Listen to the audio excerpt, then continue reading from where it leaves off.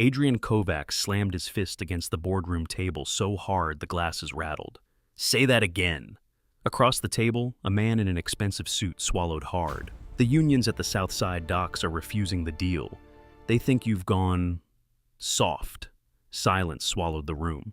20 executives sat frozen around the table, none daring to move. 40 floors below them, Chicago glittered under the midnight skyline. Adrian leaned back slowly. "Soft," he repeated. He tapped at the table once, then he looked toward the door. "Marcus?" A large man stepped forward immediately. "Yes, boss." "Remind Mr. Hollingsworth how many businesses he still owns in this city." Marcus placed a thin folder on the table in front of the trembling man. Inside were photographs, warehouses, contracts, accounts, everything the man owned, everything Adrian could destroy. Adrian adjusted his cufflink calmly. "You misunderstand something," he said. "Negotiations only happen between equals." The man's face drained of color. Then Adrian's phone buzzed. He glanced down at the screen. Victor Kovac, his father. Adrian exhaled slowly. "Meeting's over." Chairs scraped as everyone rushed to leave. Marcus followed Adrian into the hallway. "You want me to handle the docks tonight?" Marcus asked. "No." Marcus blinked. "No? I have somewhere else to be." "Where?" Adrian slipped his phone into his pocket. "A blind date." Marcus stopped walking. "You're kidding." Adrian wasn't. 20 minutes later, Adrian's black Mercedes cut through the rain-slick streets of downtown Chicago. He stared out the window as neon light streaked across the glass. His father's voice echoed in his head. "You're becoming a machine, Adrian. A man needs roots." Adrian had argued, but Victor had ended the conversation with one simple threat. 10 minutes. Sit with the girl. If you refuse, the docks go to your cousin. Now here he was, standing outside a small café glowing with warm yellow lights. Adrian pushed the door open. A bell chimed softly. The smell of espresso and cinnamon wrapped around him. Students typed on laptops. Couples whispered in corners. And then he saw her. She sat alone at the window table, surrounded by stacks of legal documents. Her braids were tied loosely behind her head, glasses sliding down her nose as she scribbled notes across a case file. Adrian stopped walking. She looked up suddenly. "You're late." Adrian blinked. She checked her watch. "Daniel, right? The bar exam tutor?" Adrian hesitated. For a second he considered telling the truth. Adrian Kovac. But instead he said, "Adrian."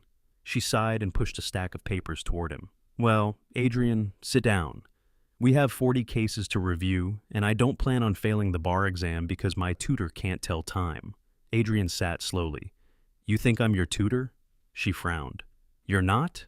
He shook his head. She stared at him, then burst out laughing. "Oh my God!" She covered her face. "I just spent 10 minutes complaining about constitutional law to a stranger." Adrian felt something unfamiliar tug at the corner of his mouth. Amusement. "That happens often?" he asked. She extended her hand across the table. "I'm Zara." He shook it.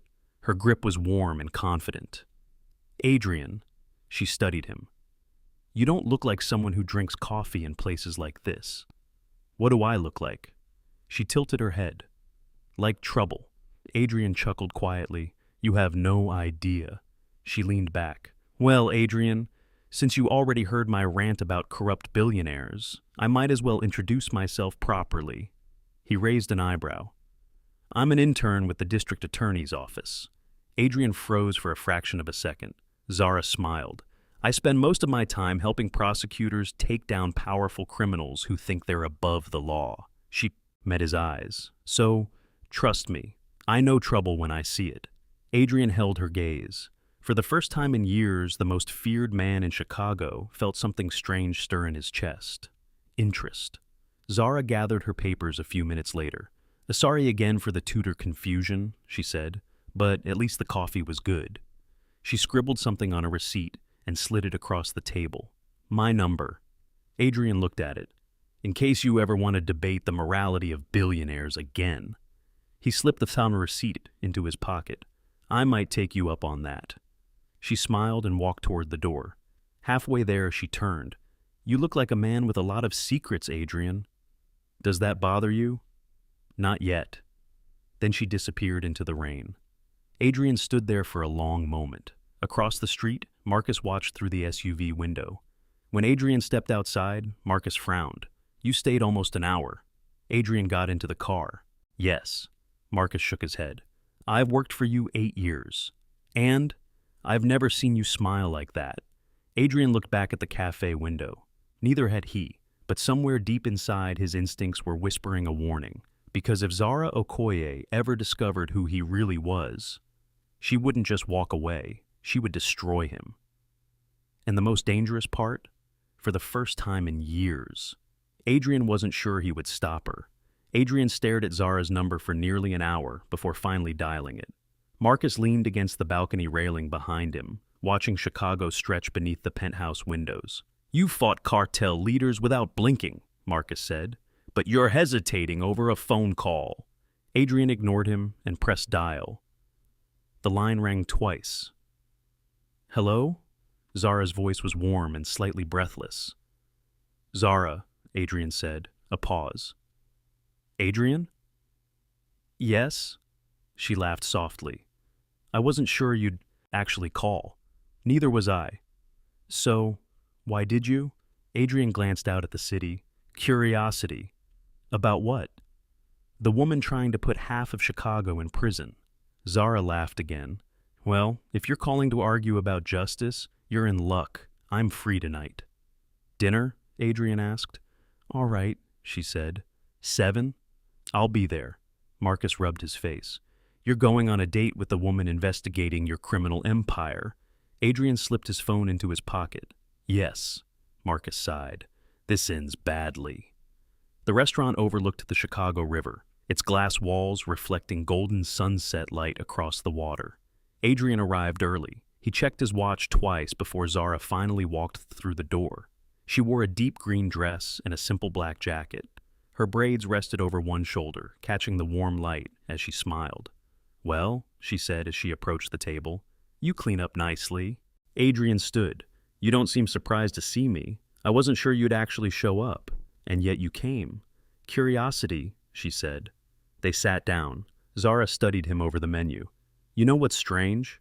"What?" "You don't act like any finance guy I've ever met." "How do finance guys act?" "Arrogant, loud, obsessed with money." "And I'm not?" "You're something else." Adrian raised an eyebrow. "What's that?" She smiled slightly. "Careful." Adrian chuckled quietly. Dinner arrived, but neither of them paid much attention to it. Zara talked about the cases she was working on, about corrupt politicians and shell corporations hiding money through port contracts. Adrian listened carefully. "You wouldn't believe how complex these networks are," Zara said.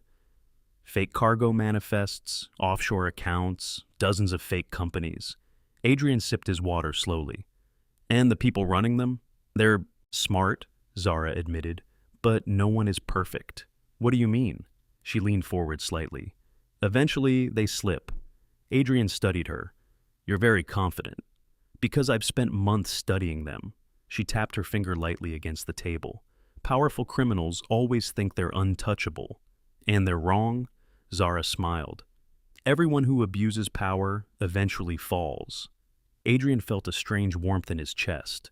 "You really believe that?" "Yes." "What made you choose law?" Zara leaned back slightly. My mom?" "Was she a lawyer?" "No, a nurse." She smiled faintly. "But when I was younger, our landlord tried to evict us illegally." Adrian listened quietly. "We didn't know our rights," she continued, "until a legal aid lawyer stepped in and stopped it." Her voice softened. "That's when I realized something. Power doesn't always come from money." "Where does it come from?" "Knowing the rules." Adrian nodded slowly. "And now, you enforce them." "I try to." Zara studied him again. "You're very thoughtful for someone who wandered into a random cafe. Maybe I'm curious." "About what?" "About someone who wants to clean up the entire system." Zara smiled. "I don't want to destroy the system." "What do you want?" "I want to fix it." Adrian watched her carefully. "You know what the problem with power is?" she added. "What?"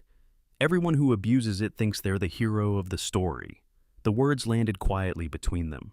For the first time in years, Adrian didn't have a clever response, because she was talking about him.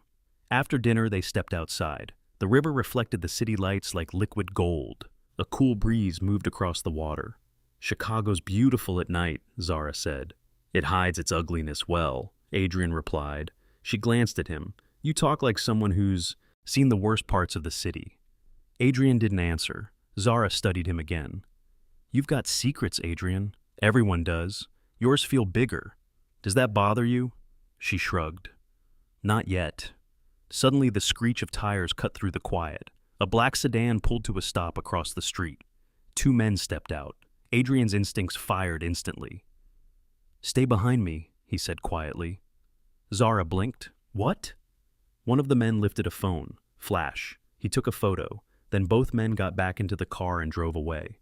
The street fell silent again. Zara frowned. "That was weird." Adrian's jaw tightened. "Business rivals."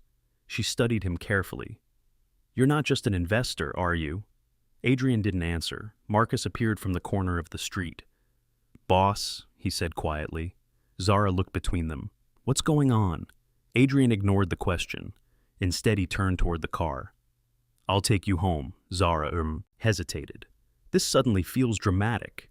"It's precaution." "From your business rivals?" "Yes." She studied him for another moment. "You're very mysterious, Adrian. I've been told that." She smiled faintly. "Well, mysterious men usually come with trouble." Adrian opened the car door. "You have no idea."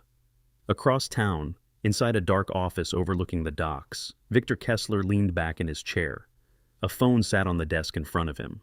The screen displayed the photo taken outside the restaurant. Adrian Kovac, standing beside Zara Okoye. Kessler smiled slowly. "Well," he murmured. "That's interesting." He forwarded the photo. Within minutes, it began spreading across encrypted criminal networks throughout Chicago, because every powerful man in the city understood something immediately. The ghost of Chicago had a weakness, and her name was Zara Okoye. The photo spread across Chicago's criminal networks within an hour. Encrypted, chats lit up. Private servers buzzed with speculation. One message appeared again and again. "Adrian Kovac has a weakness."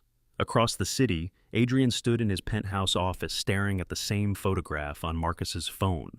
Him, Zara, standing by the river outside the restaurant. Marcus folded his arms. "This is bad." Adrian's voice stayed calm. "How far has it spread?" "Everywhere," Marcus said. "Syndicates, dock crews, the Kessler network." Adrian exhaled slowly.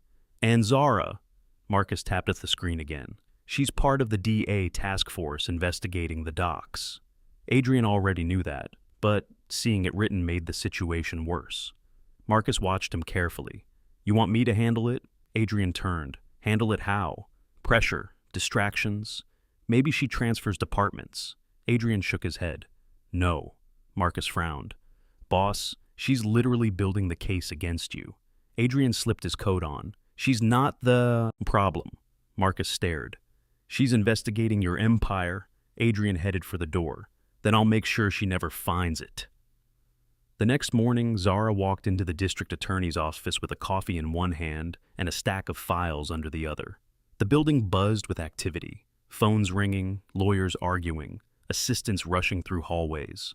Her coworker Maya leaned against the doorway of her office. "You're smiling." Zara blinked. "I'm not." "You absolutely are." Zara dropped her files on the desk.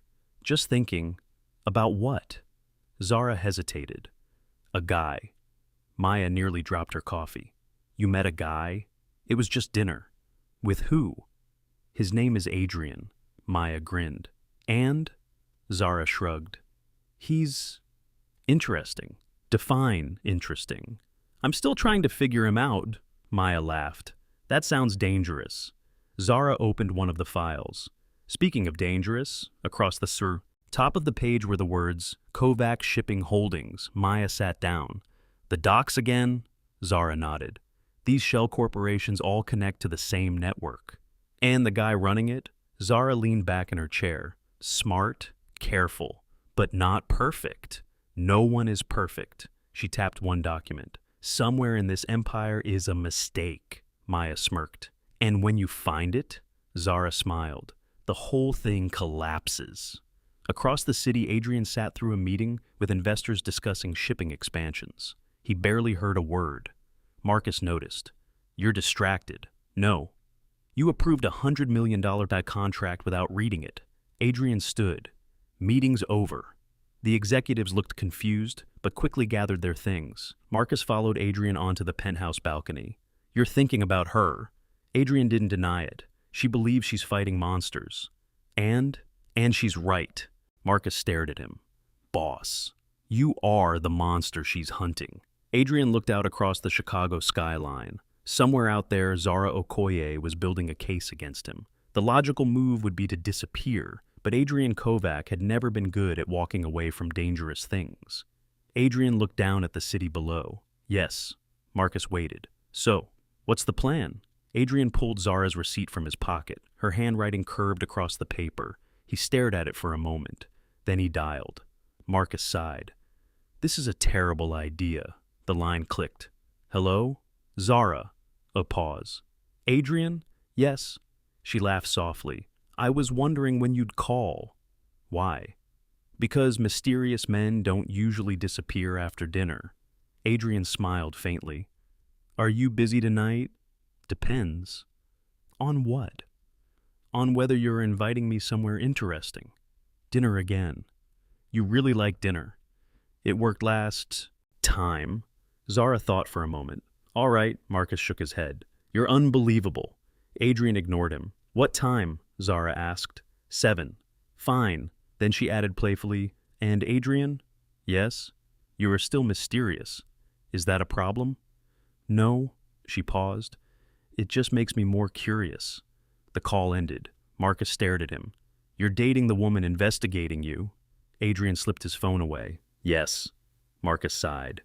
This ends badly. Adrian looked out across the Chicago skyline. Probably. That evening, Zara met him again. But this time, something was different. As they stepped outside the restaurant after dinner, a black sedan pulled to a stop across the street. 2 men stepped out. Adrian recognized them immediately. Syndicate soldiers. One of them lifted a phone, flash, another photograph. Then the car sped away. Zara frowned. Who were they? Adrian's jaw tightened. Business rivals. Marcus stepped forward from the shadows. Boss? Zara looked between them. What's going on? Adrian didn't answer immediately, because he knew exactly what had just happened. The city's criminal networks had confirmed something. Zara Okoye mattered to him. And in Chicago's underworld, that made her a target. Across town, Victor Kessler looked at the second photo and smiled. Perfect. He leaned back in his chair. Let's see how the ghost of Chicago handles love. Because now every predator in the city knew exactly where to strike. And the war for Adrian Kovac's empire had just begun. Adrian's phone buzzed before he even reached the car. Marcus glanced at the screen and swore under his breath. What? Adrian asked. Marcus turned the phone toward him. A private intelligence report glowed on the screen. Photo confirmed.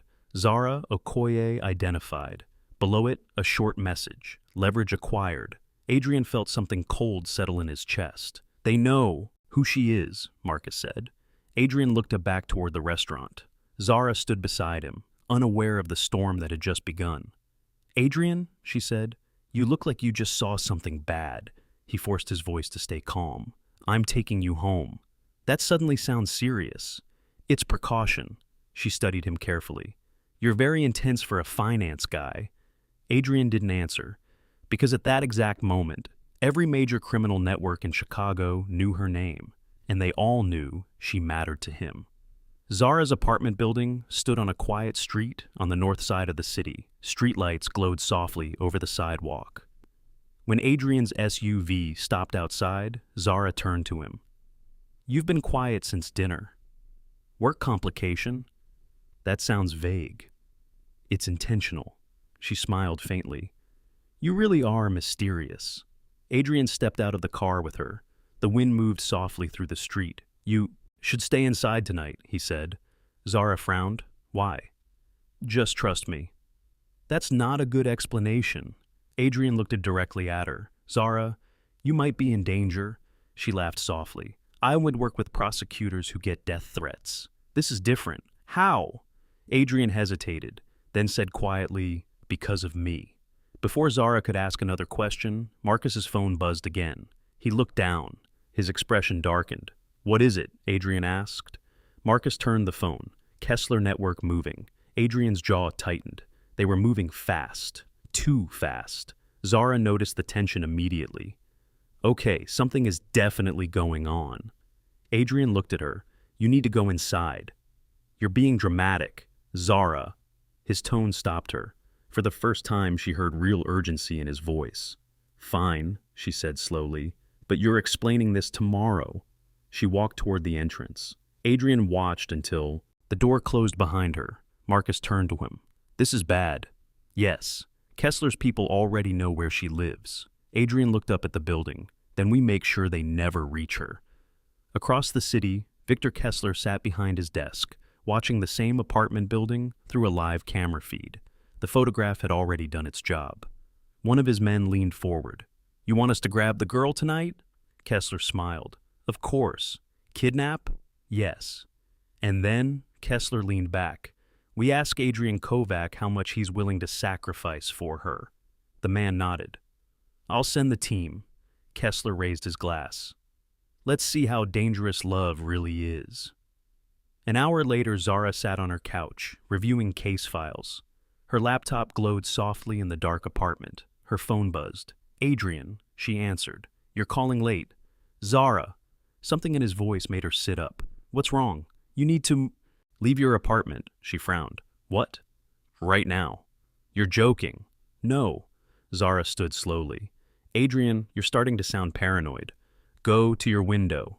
She hesitated, then walked across the room and pulled the curtain aside. A black sedan sat under the streetlight across the street. Two men inside, watching the building. Her stomach tightened.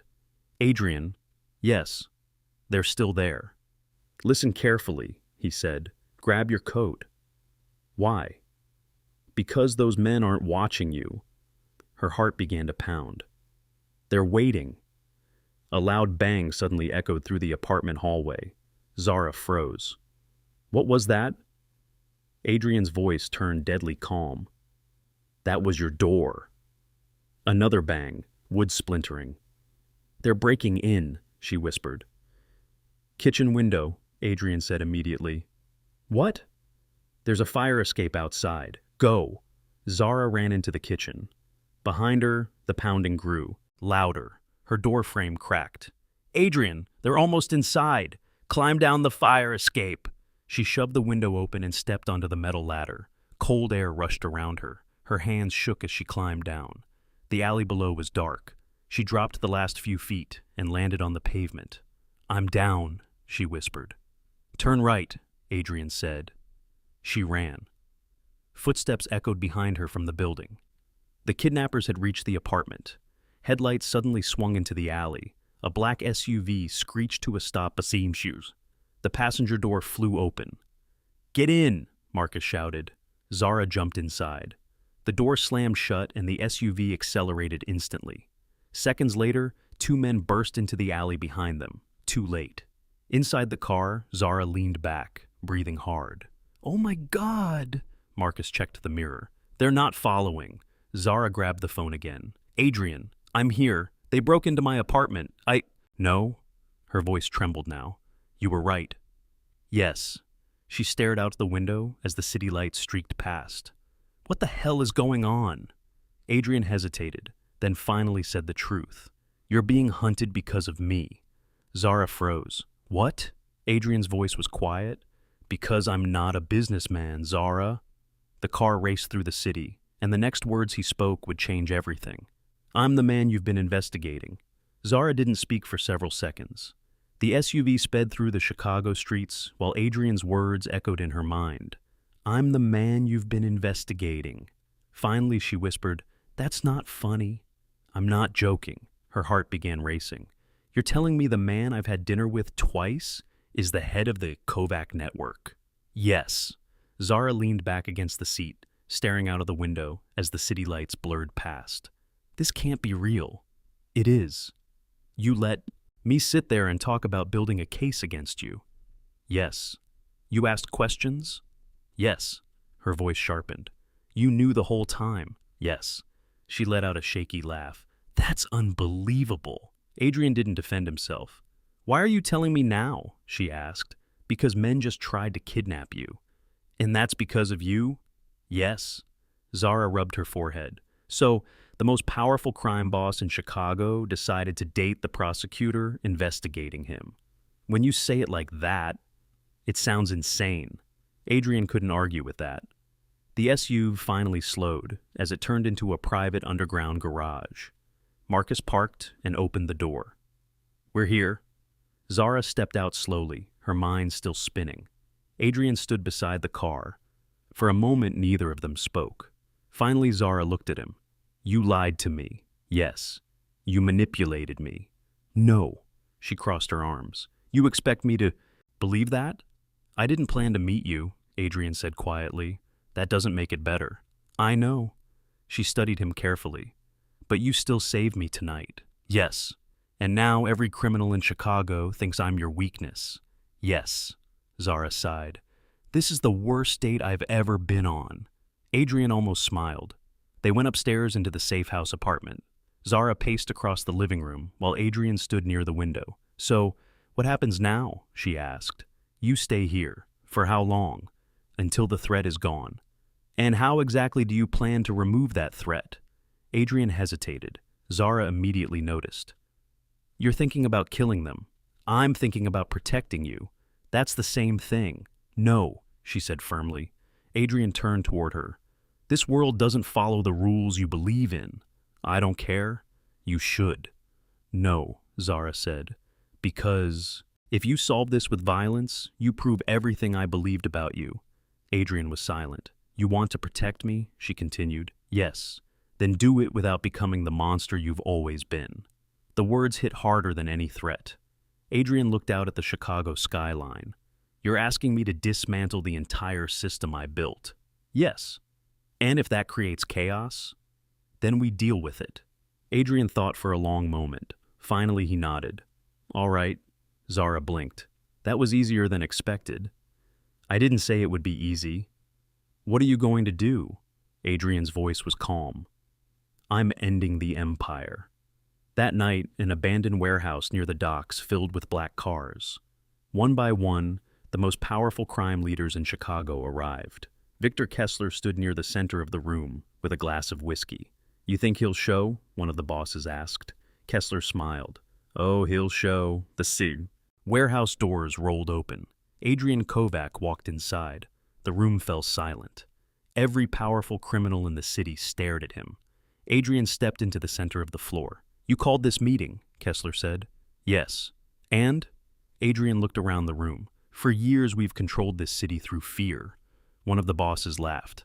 That's how power works. Adrian shook his head. Not anymore. Kessler raised an eyebrow. What does that mean? The Kovac network is finished. The room erupted with murmurs. You're dismantling the empire? Someone asked. Yes. And handing billions to the government? No, Adrian said calmly. I'm giving it back to the city. Kessler studied him. You're serious? Yes. And why would you do that? Adrian didn't hesitate. Because power is a choice, Kessler laughed softly. The girl! Adrian didn't deny it. Yes. The warehouse grew quiet again. Finally, one of the older bosses spoke. I'm too old for another war. Another nodded. If the Kovac network disappears, the fight disappears.